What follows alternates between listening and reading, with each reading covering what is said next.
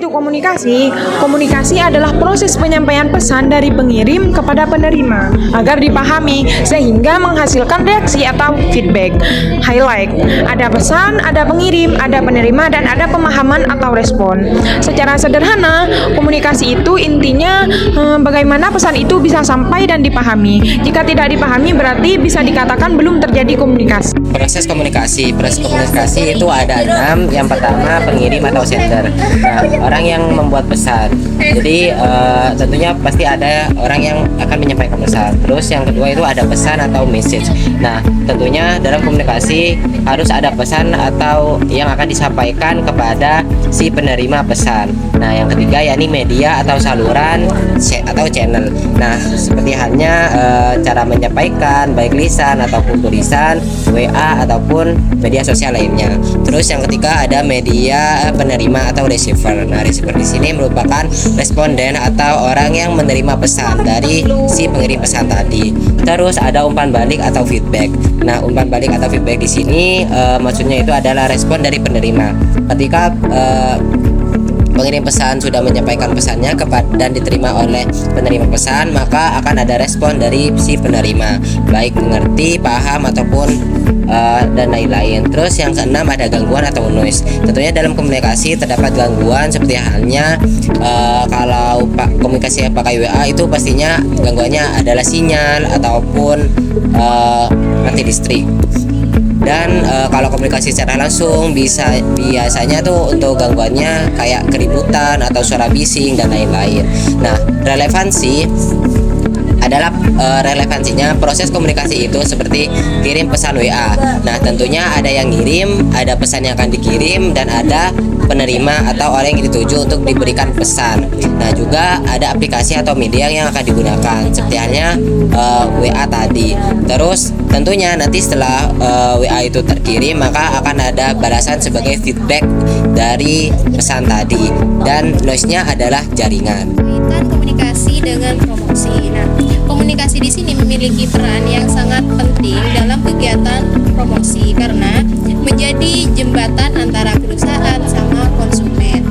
Terus promosi di sini pada dasarnya itu bertujuan untuk menyampaikan informasi, membujuk dan mempengaruhi target pasar agar tertarik terhadap produk atau jasa yang ditawarkan. Nah, agar pesan promosi itu dapat dipahami dengan baik, maka perusahaan itu harus menggunakan strategi komunikasi yang tepat. Dan jika komunikasi dalam promosi itu kurang efektif, maka pesan bisa salah diterima atau tidak menarik perhatian, bahkan menimbulkan persepsi negatif. Oleh karena itu, efektivitas promosi sangat bergantung pada bagaimana itu pesan dikomunikasikan kepada konsumen secara tepat sasaran, menarik, dan mudah dipahami. Seperti itu. Menentukan bauran promosi atau promotional mix. Promotional mix ini dibagi menjadi 5 poin. Yang pertama, advertising atau periklanan, seperti iklan di TV, radio, brosur, poster, dan medsos.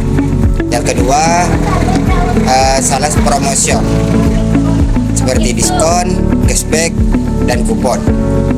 Yang ketiga ini public relation, kegiatan untuk membangun citra baik, contohnya seperti kayak memberi sedekah kepada anak yatim dan lain-lainnya. Yang keempat, personal selling, penjual langsung ini atau sales datang ke konsumen. Yang terakhir, direct marketing.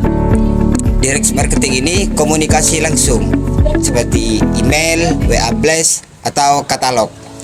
Secara relevansinya ini, bauran promosi ini seperti kotak peralatan perusahaan memilih alat mana yang paling cocok, baik pakai iklan, diskon, hubungan masyarakat, sales langsung, atau pesan langsung.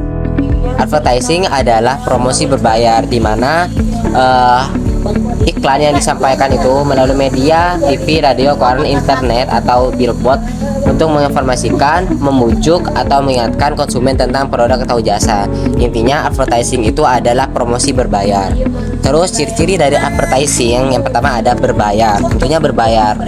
Terus kedua, yakni untuk ditunjukkan kepada banyak orang, tentunya iklan diciptakan untuk diberitahukan kepada orang, kepada khalayak umum agar orang tahu tentang hal yang akan kita tawarkan. Terus yang ketiga ada pesannya sama untuk semua audiens. Jadi ketika salah satu perusahaan menggunakan advertising ini seperti halnya iklan di Indomie, nah itu biasanya ditayangkan berulang-ulang dan itu pun isi dari iklannya itu sama, namun penayangannya saja yang berulang-ulang. Terus secara sederhana iklan adalah pesan yang berbayar yang disebar luas, misalnya iklan Indomie tadi, nah atau Intercam ADS yang penayangannya itu berulang-ulang sesuai dengan kontrak kesepakatan oleh perusahaan dengan perusahaan pengiklanan.